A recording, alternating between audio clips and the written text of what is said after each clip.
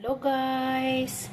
Nagluto po tayo ngayon ng suman na malagkit. Ayan guys. At ito pa Ilocano version ng suman. Ang ginawa po natin ito guys ay niluto po natin yung malagkit.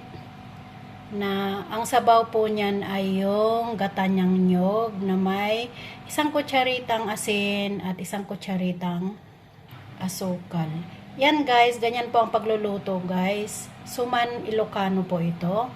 Ang sarap po niya guys dahil ito po ay native suman sa aming lugar. Ito po ay tinuro po sa akin ng aking lola. Ayan guys. Ang sarap po niya guys.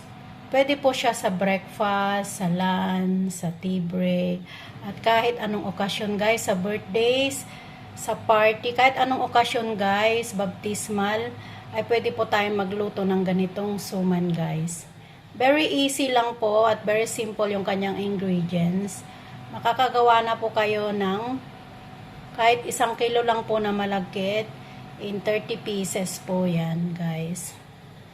Maraming salamat sa pagtamsak, sa pag-support ninyo guys sa aking channel at sa aking mga vlog. Halina kayo guys, kain na po tayo ng suman. Have a great weekend to all. God bless you all.